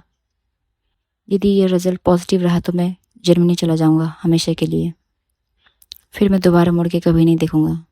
नहीं, क्या मैंने सही किया है? नहीं हुसैन वी के हाथों को पकड़ता है और कहता है, वी तुमने बिल्कुल सही किया है, तुमने लाइफ में पहली बार अपने लिए कुछ सोचा है। मैं बहुत खुश हूँ, सच में मैं बहुत खुश हूँ तुम्हारे लिए। यह कहकर वो विंग को हक करता है। विंग की आंखों से आंसू निकलने लगते हैं। तब विंग कहता है, नी, तुम भी मुझे बाकियों की तरह भूलोगे तो नहीं ना? तुम मुझे याद रखोगे हमेशा? नी कहता है, वी, ये भी कोई पूछने वाली बात है? इस तरीके से वो दोनों बात करते हैं। फिर हम देखते हैं कि दूर से कोई उन्हें देख रहा है। ये और कोई नहीं, लानवांग जी था। क्योंकि जब वह ऑफिस चला गया था तो उसे याद आ गया था कि रात को उसने विंग के साथ कैसा सलूक किया था। तो वह उसे माफ़ी मांगने के लिए वापस आ रहा था। तो रास्ते में उसने देखा कि विंग न्यू सेंग से बात कर रहा है और फिर उसे गले मिला हुआ है। यह देखकर उसका गुस्सा बढ़ जाता है और फिर वो वैसे ही वापस चला जाता है ऑफिस में, बिना विंग से कुछ कहे। वहीं न्यू सेंग और विंग पार्क में लगभग 2 घंटे बैठते हैं। उसके बाद विंग उसे बाय कह के निकल जाता है। विंग अपने अपार्टमेंट में आके उसे आज एक्सप्लोर करने लगता है। वो देखता है कि इस अपार्टमेंट में क्या क्या है, क्योंकि वह जाने से पहले एक बार इस अपार्टमेंट को अच्छे से देखना चाहता था। वह लानवांग जी का रूम भी देखता है, लेकिन वहाँ के किसी भी चीज़ को हाथ नहीं लगाता। थोड़ी देर वह लानवांग जी के बेड में बैठता है और फिर वहाँ पे हाथ फेरने लगता है। और फिर वह कहता है, लानवांग जी, मुझे नहीं पता मेरे जाने के बाद तुम मुझे याद करोगे या नहीं, परंतु मैं तुम्हें हमेशा याद करूँगा। वो थोड़ी देर ऐसे ही बैठे रहता है और बाद में फिर वहाँ से बाहर आ जाता है और अपने कमरे में जाके अपने सामान की पैकिंग करने लगता है। विंग अब अपना सामान पूरा पैक कर चुका है। तभी वो देखता है कि शाम के 6 बज गए हैं। तो वो जाता है, डिनर रेडी करता है और फिर खुद खाना खा के लानवांग जी के लिए सेम वही नोट्स डाल देता है। लानवांग जी 9 बजे ऑफिस से वापस लौटता है और फिर सीधा अपने रूम जाके फ्रेश होके आता है। तो वो देखता है वहीं पे टेबल पे सेम वही नोट्स हैं। फिर लानवांग जी मन में सोचता है, मुझे पता है तुम मुझे इग्नोर क्यों कर रहे हो, और वैसे भी मुझे तुम्हारे इग्नोर होने से कोई फ़र्क नहीं पड़ता। यह कहकर वो खाना खाता है और फिर अपने रूम चला जाता है। वहीं हम देखते हैं रात के 11 बज चुके हैं। तभी विंग को एक मेल आता है और वह मेल वही आर्ट के इंटर्नशिप के वहाँ से आया था, मीन्स जर्मनी से। उसमें लिखा होता है कि हमें आपका जो ये पेंटिंग्स है बहुत पसंद आई, इसलिए हम आपको सेलेक्ट करते हैं। आप जल्द से जल्द आकर यहाँ पे ज्वाइन कर सकते हैं। ये देख के विंग बहुत खुश होता है, लेकिन दूसरी पल वह थोड़ा उदास हो जाता है, क्योंकि उसे याद आता है कि उसे लानवांग जी को छोड़ के जाना है। वह इतने महीनों से लानवांग जी के साथ था, जिसकी वजह से एक बिजनेस मैरिज होते हुए भी विंग को लानवांग जी से प्यार हो चुका था। इसीलिए लानवांग जी को छोड़ के जाने के बारे में सोच के उसे अपने दिल में दर्द होता है। लेकिन वो जानता है कि यहाँ पर रहकर भी उसका कुछ नहीं हो सकता, क्योंकि लानवांग जी के कहे अनुसार 1 साल बाद वैसे भी उनकी शादी टूटनी ही है। तो फिर 1 साल का वेट ही क्यों करना। यह सोचकर विंग अपने बिस्तर में लेट जाता है और फिर आंखें बंद करके सो जाता है। तब हम देखते हैं कि सुबह हो चुकी है। विंग रोज़ की तरह ब्रेकफास्ट बनाता है और फिर आज वह खुद भी वहीं ब्रेकफास्ट टेबल पर बैठ जाता है। लगभग 8 बजे लानवांग जी उठ के आता है, तो वह देखता है कि विंग आज वही ब्रेकफास्ट टेबल पे है। ये देखकर लानवांग जी को मन में एक अलग सी खुशी होती है, लेकिन वह उसे जाहिर नहीं करता और फिर आके चेयर पे बैठ जाता है। फिर विंग खाना सर्व करता है और फिर दोनों खाने लगते हैं। खाना खाने के दौरान लानवांग जी विंग को चुपके से देखता है। आज पहली बार लानवांग जी ने विंग को देखा था, तो वह देखता है कि विंग का फेस बहुत ही मासूम है और वह देखने में बहुत ही ज़्यादा सुंदर। तब वह खुद से ही मन में सोचता है, मैंने आज तक ये देखा क्यों नहीं। फिर हम देखते हैं दोनों का ब्रेकफास्ट हो जाता है। तब लानवांग जी जाने वाला होता है। तब विंग कहता है, मास्टर लान, मैंने एक जर्मनी के आर्ट स्कूल में इंटर्नशिप प्रोग्राम के लिए फॉर्म फिल किया है और वह मेरा फॉर्म एक्सेप्ट हो गया है, तो मैं आज ही जर्मनी के लिए निकल रहा हूँ। लानवांग जी उससे कहता है, तुम्हारी जो इच्छा है वही करो। यह कहकर वह निकल जाता है और फिर बाहर आके अपने कार में बैठ जाता है। लेकिन उसे मन में विंग का जर्मनी जाने की खबर सुन के बहुत बुरा लगता है। वो चाहता था कि वो विंग को रोके, लेकिन उसके पास कोई रीज़न नहीं है विंग को रोकने का और ना ही कोई अधिकार। फिर वैसे ही वो अपने ऑफिस निकल जाता है। हम देखते हैं कि विंग अपने जाने की तैयारी में लगा हुआ है, क्योंकि शाम के 7 बजे उसकी फ़्लाइट है जर्मनी के लिए। वह 3 बजे तक ऑलमोस्ट रेडी हो जाता है और फिर 3:30 बजे के आसपास में वह एयरपोर्ट के लिए निकल जाता है। फिर निकलते हुए एक बार अपने अपार्टमेंट को दिखता है बाहर से, रोड साइड से। उसके बाद टैक्सी करके एयरपोर्ट के लिए चल पड़ता है। लगभग आधे घंटे बाद वह एयरपोर्ट पहुंचता है तो वहाँ पे न्यू सेंग ऑलरेडी उसका वेट कर रहा होता है। वह न्यू सेंग से मिलता है, उसको हक करता है और फिर जाने लगता है।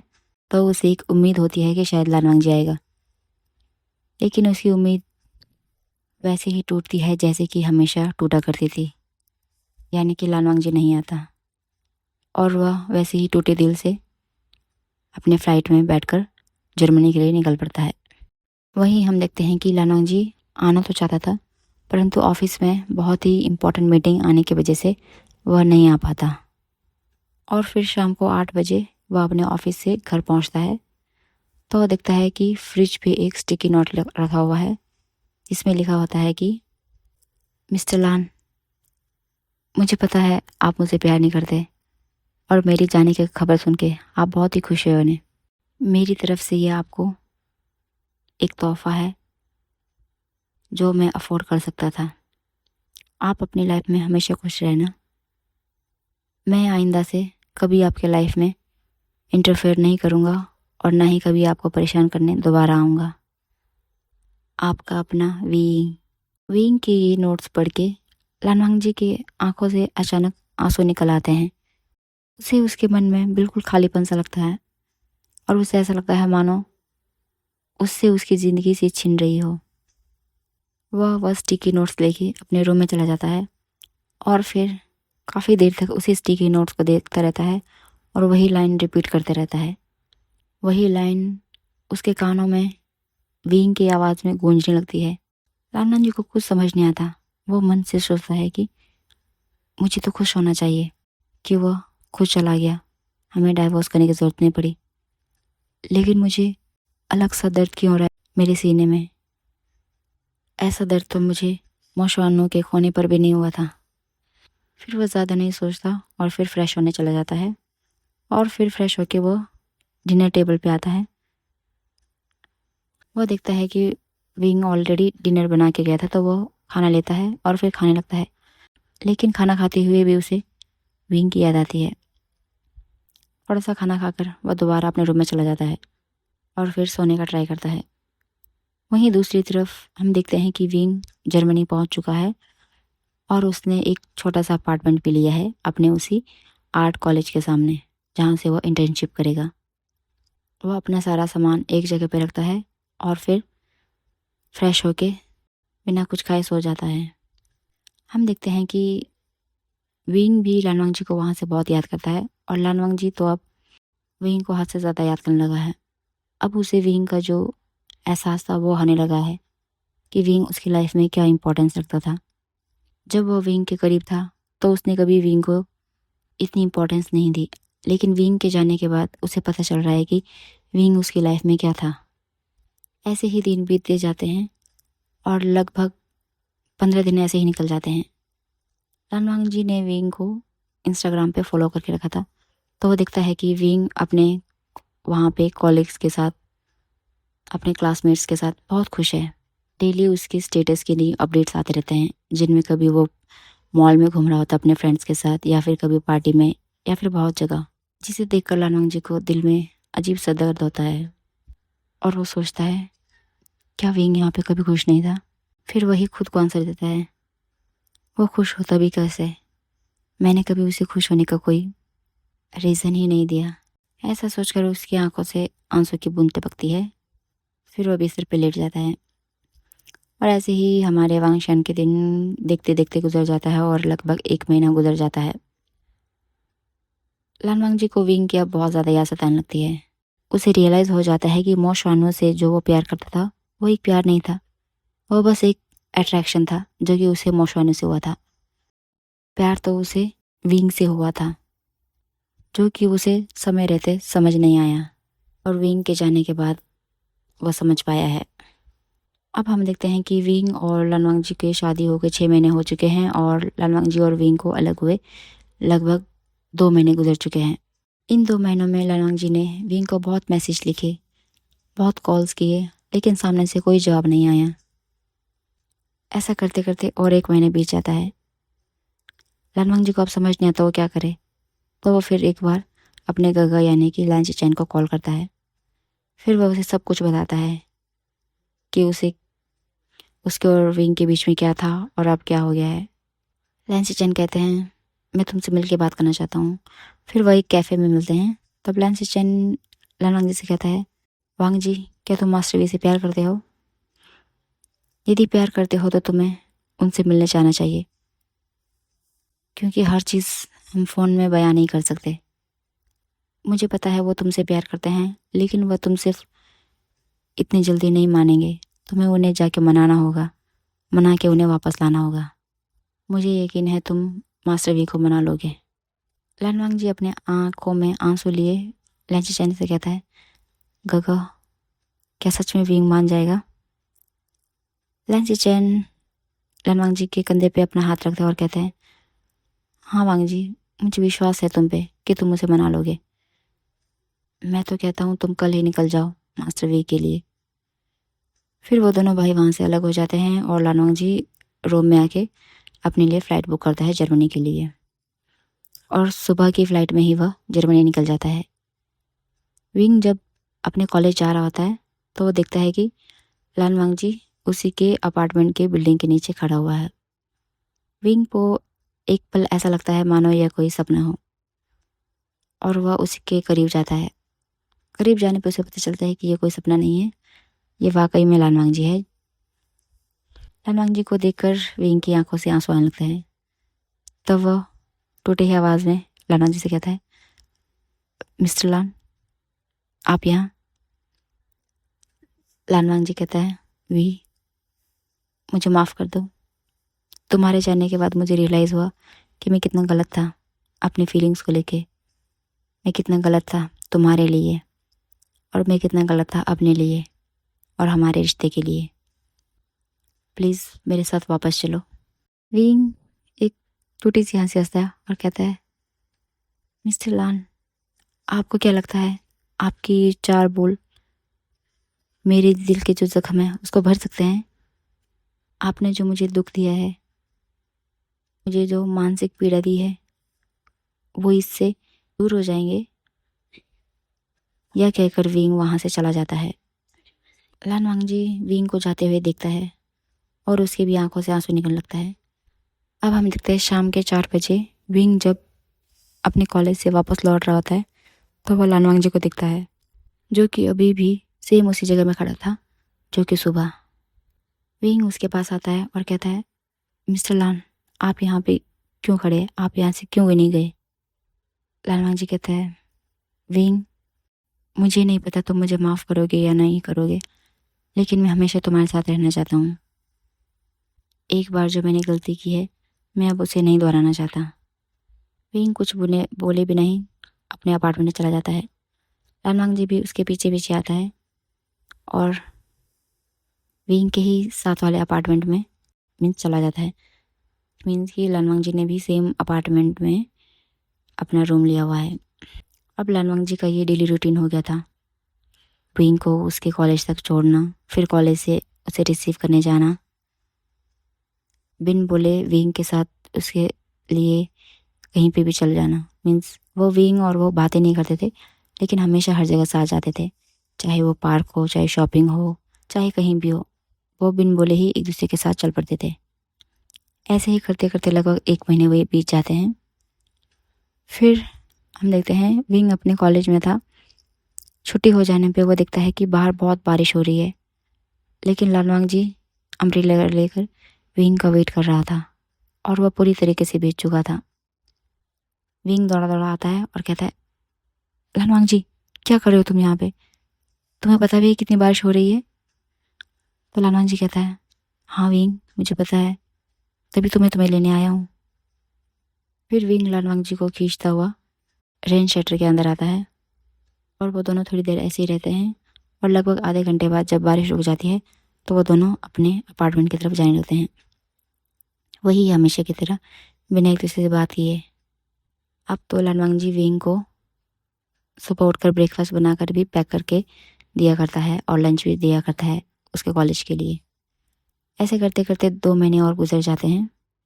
फिर एक दिन विंग अपने अपार्टमेंट से निकलता है और फिर लालवांगजी के अपार्टमेंट का दरवाज़ा यानी कि बेल बजाता है।